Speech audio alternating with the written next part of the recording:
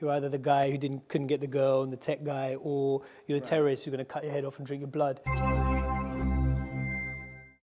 Hi everyone, I'm Sanjiv Bhattacharya. I'm Esquire's US correspondent. I'm here in LA, and it's my honor and privilege to be speaking today to the actor, rapper and producer Riz Ahmed. So it sounds like you've been busy, during this time. You're here working, and you had to cancel your tour, but have you been, like the rest of us, locked down, or have you been kind of operating? Yeah, no, I was locked down. And then I think most of us found that quite difficult, right? I mean, obviously we're social animals, but as you kind of implied, I like to kind of be doing a lot of different things. I like spinning lots of plates. It's kind of been my MO for a long time. Mm-hmm. So actually being forced to sit still, sit with myself, it was a challenge, I think, for a lot of us. We've just been on the treadmill incessantly for such a long time. Mm-hmm. It's like the pace of life just seems to get faster and faster. So being forced to kind of sit still, having the privilege to be able to sit still, not have to go to work like a key worker, I think it, forced me, as I think with many other people, to face certain things. And it's weird in a way because Sound of Metal is kind of about a character who goes through something quite similar, mm-hmm. in that he's a workaholic artist who is confronted with a health crisis and is forced to go into a kind of lockdown, into a kind of purgatory where he's forced to sit with himself. And in a weird way, I think a lot of people, possibly a lot more people might be able to relate with that experience more directly, mm-hmm. After lockdown than they would have before. I mean, it's obviously quite a different situation, different people, but I do think that, a lot of us were kind of forced to turn inwards, like I'm saying, and like look at our own stuff, look how our engine's running, and how when there's no road to drive on, the engine's still running. You still kind of can't sit still. You still need to kind of achieve and do and be productive in order to have a sense of self-worth. I think that's what we've been taught, by this kind of broken capitalist system, basically. Mm-hmm. That you're only worth anything if you kind of are producing something, mm-hmm. rather than kind of recognizing our inherent self-worth and the inherent worth of others, and how those two things are overlapping and how our well-being is overlapping. So I would like to think that rather than going back to normal, we kind of hold on to some of the stuff that we've all been confronted with during COVID. And to be honest, I don't think there is any going back to normal. As you said, the planet is not going to go back to normal unless we kind of pull it together. Mm-hmm. So yeah, I mean, my lockdown did involve some kind of reflection, and a lot of Zoom, like everyone else, really. Really, yeah, I've seen some of your Zoom videos. You did one about sanity, which was really interesting. Yeah, about mental health. Yeah. So, I mean, I was doing these Instagram Live kind of things because we couldn't tour the album. Right. We were really looking forward to it. We built this kind of immersive live show for the Long Goodbye album that released in April. And we thought we still wanted to kind of connect with people, because that's, for me, my favorite part about making music is connecting with people, the live mm-hmm. performance. And so we just started kind of having these conversations with people like Fatima Bhutto and Rupi Kaur or Hassan Minhaj and Gaz Khan, and also my brother, who's a psychiatrist. And, going through that isolating experience, the anxious experience, the apocalyptic experience of Corona, I think it does present mental health challenges, multiple levels for different people in different ways. And he was just able to kind of almost, talk me through some practical steps you can take, stuff like CBT. And people responded really well to it, because I think there is still, it's less and less, but there is still a big stigma around mental health and mental illness. So yeah, I was grateful to him that he put that together. Describe the situation where you're kind of like in isolation. Like, where are you for most of this lockdown? I hate to say, it's not that exciting, man. I'm in my flat. I'm trying to picture I'm it. in my flat. Yeah. I've gone and bought some plants. Where's your flat? In London, yeah. And I'm watering the plants. And I'm kind of like trying to do my best to cook, a little bit better than I was before. And now and again, I'm going to check in on my parents and, dropping some food off. Right. And inevitably bringing some back. How is everyone? Really. Is your radius, are they kind of intact through this process? We lost 2 close family members. Oh, I'm so sorry that was difficult. But, I think it's an experience a lot of people have gone through. right now. Right. And again, I think that's when, we talk about kind of going back to normal. Nothing's going to bring those people back. And the idea that their deaths might be in vain, I think, is hard to stomach for a lot of people. And it shouldn't be in vain. It should be a wake-up call to us about how we run our society, what we value. Do we value getting the economy going and paying people to like go to restaurants when we know that it can cause another spike? Or do we value human life? How are we measuring our success as a society? Is it GDP or is it our well-being? So that was definitely an experience that stayed with me, and I think fed into that kind of reflective wake-up call that I went through, but I think a lot of us are still going through. Well, a lot of the themes that you've talked about in your work in so many different ways are about sort of your relationship as a British Asian, a British Muslim to England, and that's been thrown up into the air as well by COVID and by lockdown. In so many ways, it's kind of shone a light on that as much as anything else. And I'm so interested in a lot of the things that you've said about your relationship with home, whatever it is, England, Britain. You've written this whole album, Long Goodbye, about that relationship. I wonder if you could have described that a little bit to me. Yeah, so The Long Goodbye is an album that, as I said, I released earlier this year, and it's really a breakup album. It's about going through a breakup with your country, with the place that you call home.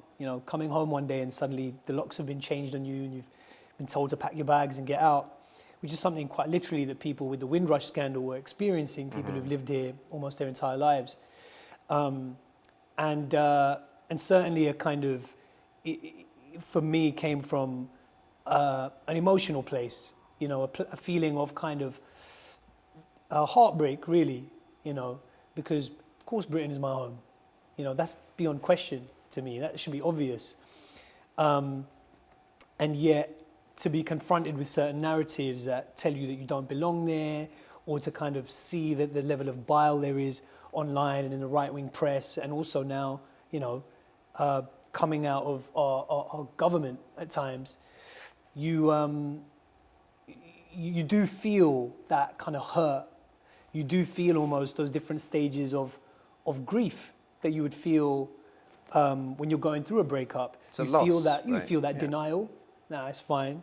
Then you feel that anger. Well, why? Fuck you, basically.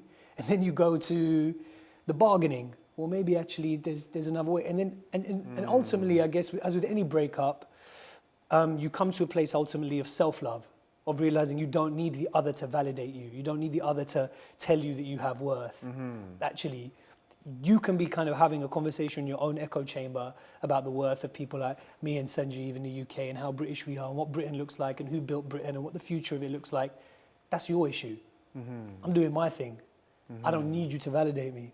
That's what the album is. But to answer your question about Corona, shining a light on that, it's interesting in a way because, as I said, I feel like Corona kind of has just revealed a lot of the patterns that already exist in our society.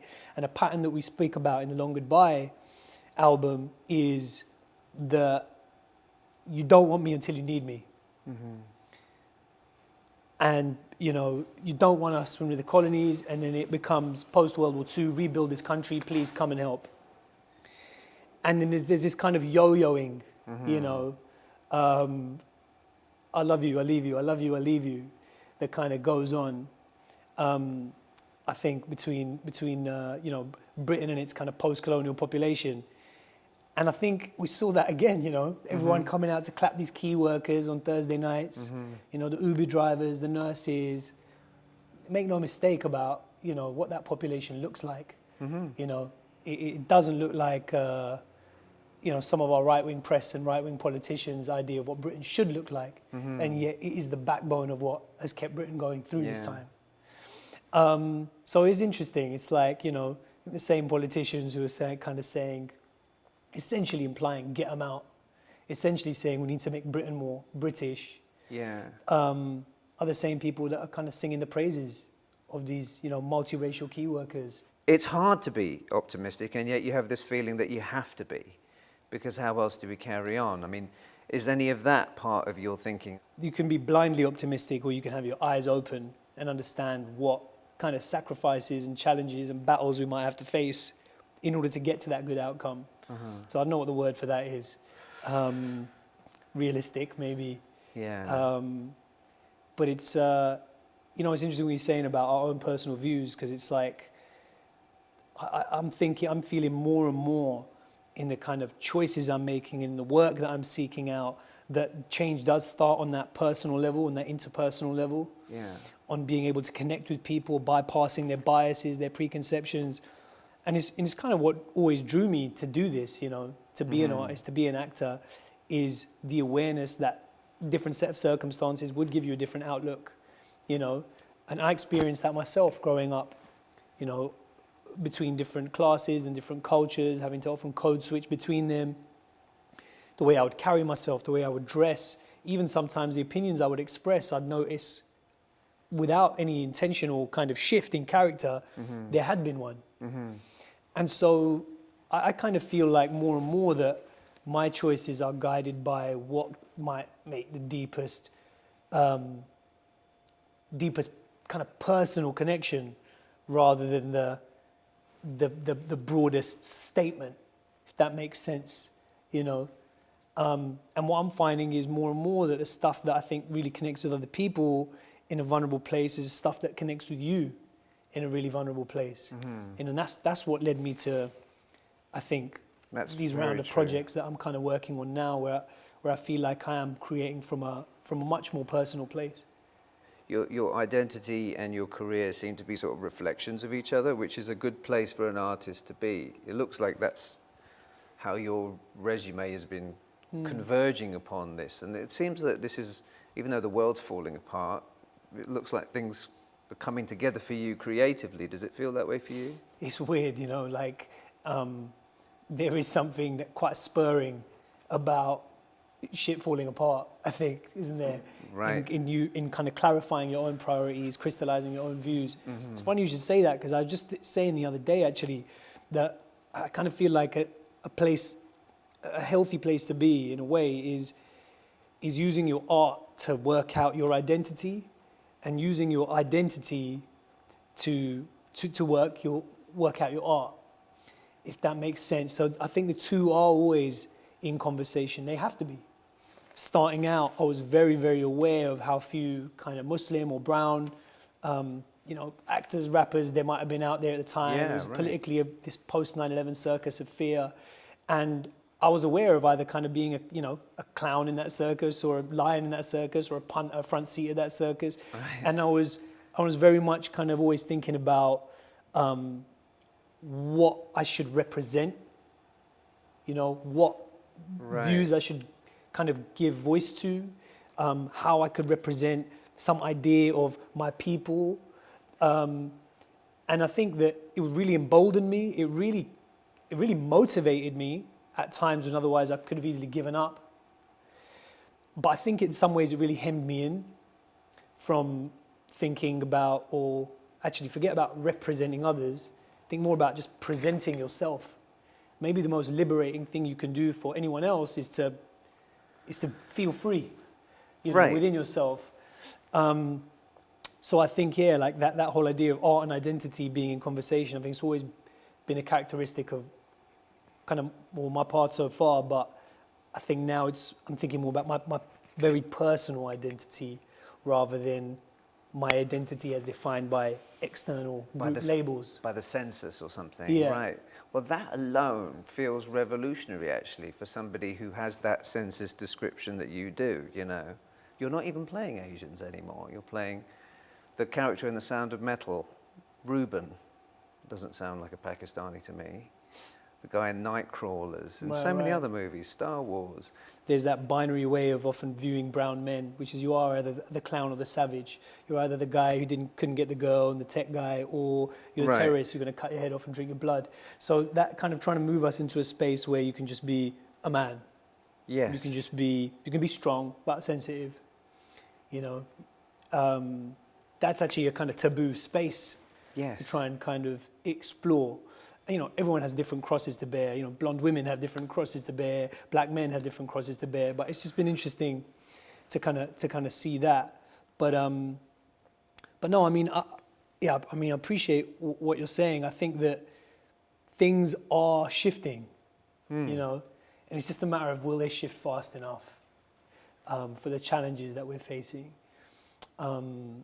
It feels to me like, particularly in film and TV, there has been a bit of a wake-up call. You know, people like me, but also many others, have been kind of asking for that kind of wake-up moment. But I think now actually there's this realization that like, oh, okay, again, I'm kind of asking someone else to wake up. I'm allowing someone else to be a gatekeeper, you know, as opposed to, well, I don't want to kind of talk about the change anymore, I just want to do it. And I think that's what's quite exciting, you know. And you're seeing that with, I mean, films like Blue Story, for example, you know, it came up with Rapman coming out of YouTube. It's made a hit, you know, indie British film, which has smashed it at the box office.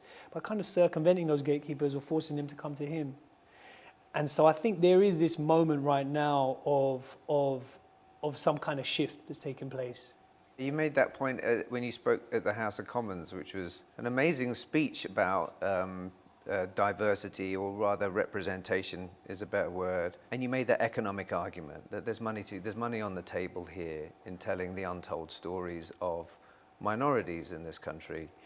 And one of the things that I thought was really interesting in the way you presented that was this idea that the story of England is being told now, and it's kind of so diversity or representation isn't this kind of luxury, it's an essential component of this hunger for a national story that's taking place right now, and the country is kind of split over this idea, and that representation in culture and in politics can actually assist in that process.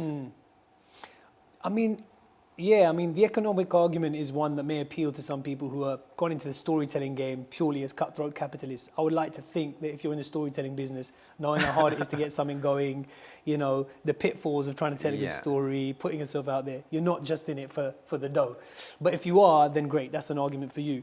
I think that the main reason most of us who love stories, who love telling stories, watching and listening to them, is because we're kind of trying to find out about ourselves. You know, through telling stories and listening to stories, we're trying to answer this question of who am I, you know? And so, yeah, when Britain or even America is at this crossroads, when so much of the world, when India is at a crossroads and saying, who are we? Stories play a really essential role in offering people at least a doorway to answer that question for themselves. Exactly, it starts with the person, isn't it? It's kind of, and you do that most effectively by being as individual and precise as possible, and vulnerable. Like it looks like you've put yourself more clearly into a film now in a sort of almost biographical kind of way, in that you're playing in Mogul Mowgli, you're playing a British Pakistani rapper, which is what you are. What are you discovering about yourself by making that? What's interesting is that idea of kind of like asking for change or being the change, and I think what I kind of realized is I'd kind of look around at, you know, at some of the roles that might be out there for us often didn't contain the complexity of our own real lives. And so it kind of occurred to me after spending 15 years of my career kind of wearing masks and playing other roles in order to try and stretch culture. It occurred to me that maybe I'm not stretching culture so much by doing that, but just kind of contorting myself to fit into these kind of pre-made molds. And actually maybe a way of kind of stretching culture is to contribute new archetypes to culture, is to actually give yourself and the complexity of your own experience to culture. And so it kind of, you know, that in a roundabout way led me down a road of creating from a much more personal place. And that's where Mogul Mowgli came from, which is very much this conversation between art and identity, you know, whether in a way we can create a home for ourselves, a sense of home for ourselves through our creativity, you know. And I think, you know, although Sound of Metal is something that's, you know, it's a different story. It's by Darius Marder. It's amazing. It's his first film that he's written and directed. And when you watch it, you will struggle to believe that, because it's such a beautiful piece of work, you know, that he's put together. that also was a very personal process for me, even though the character was very different. And it might sound strange for some actors to say that, but I think many of us who've been taught to be things other than ourselves when we walk into a room, it's actually a slight, quietly revolutionary act to kind of put more and more of yourself, your unapologetic self, into something. And as I said, I think for a long time I kind of thrived by being able to, play a wide range of different roles. And I think when Sound of Metal came to me, the invitation I think was there because the character goes to such a vulnerable place. And I think the challenge for me as an actor was so daunting with learning the drums and learning sign language for a year that the only way I could really take it on was by going to a more personal place. Wow, you learned sign language and drums. That's yeah, I mean, I wouldn't order. I wouldn't call myself a kind of drum soloist, and I wouldn't be able to kind of right. sign my way through a Stormzy concert for you or anything. But those concert signers, they're amazing. Yeah. Can you follow them? I mean, my reading's a bit off. I'm a little bit rusty now. Right. It's always much easier to kind of sign than it is to read because reading's at pace. It's different to, you express yourself at the pace that you're comfortable. Right. But you read at the pace that someone else is signing.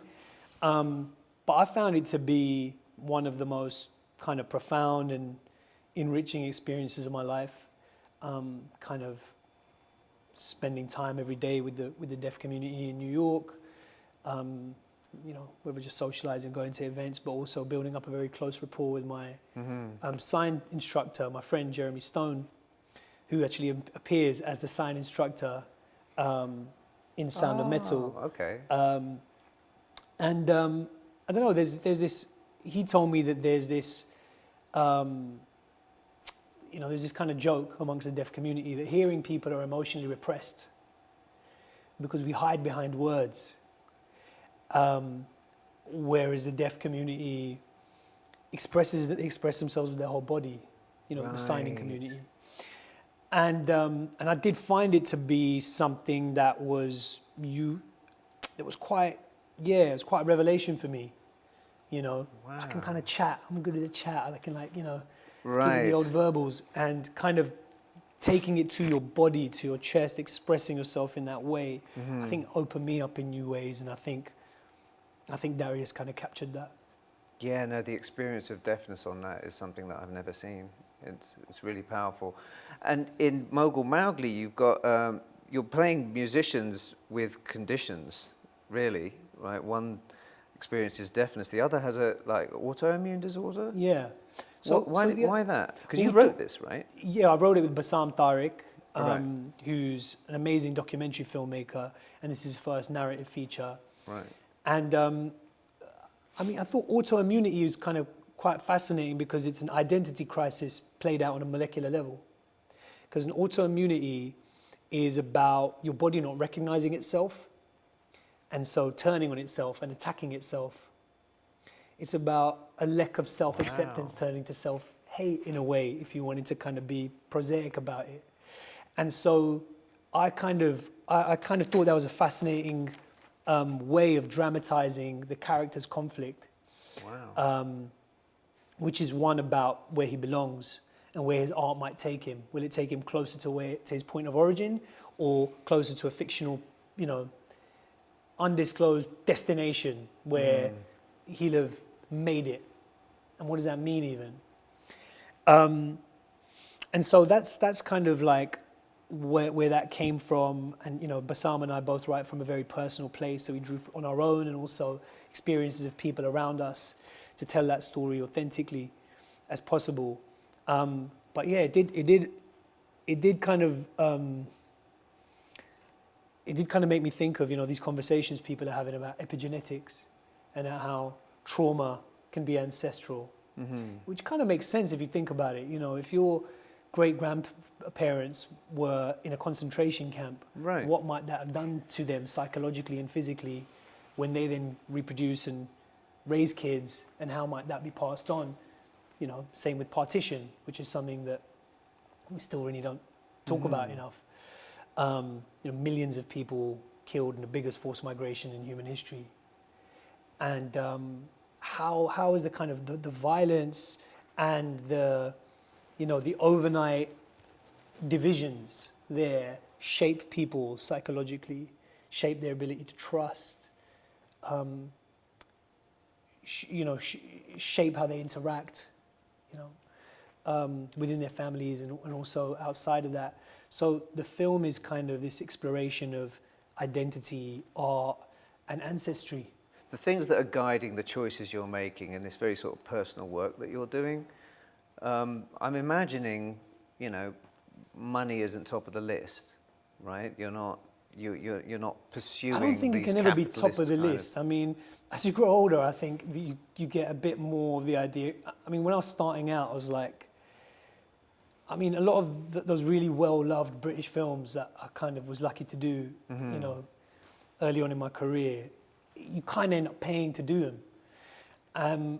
I think as you get a little bit older, you're thinking about, okay, making sure your stuff's in order. That's also important, but I don't think it can be top of the list because it's not coming from within.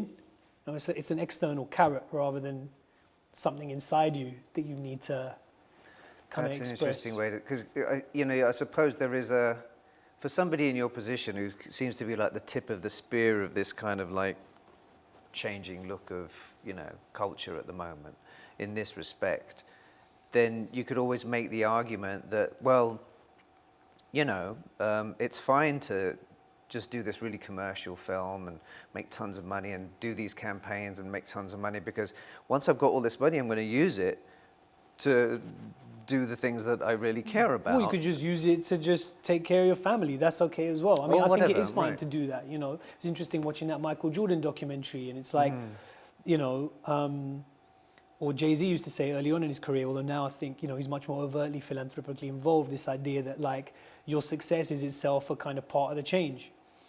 That's fine. I mean, I guess there's been a shift though, hasn't there, in the last, I'd say 5 or 6 years, where I think people wanted just visibility or representation. And I think now it's not enough just to be visible. You have to be vocal.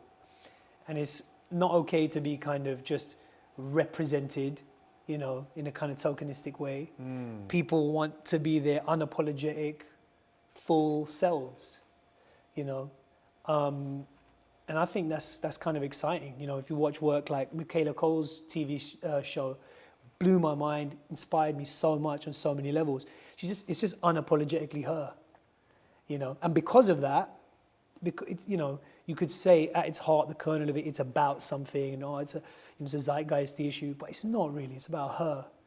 And because she's made it so personal, it contains within it this complexity that goes far beyond representation. It's her presentation of her soul. And you get an amazing piece of TV out of that. You know, it does more in half an hour. Most shows do in 3. This was unimaginable when I was growing up. Yeah, you know? And it's kind of groundbreaking as well to see Black British life portrayed with that, you know, nuance on TV. So as I say, I think it is kind of an exciting time, as in parallel to it being a terrifying time. And that's a great note to end on. Thanks very much, Riz. Thanks for your time. It's been a great conversation. Thanks.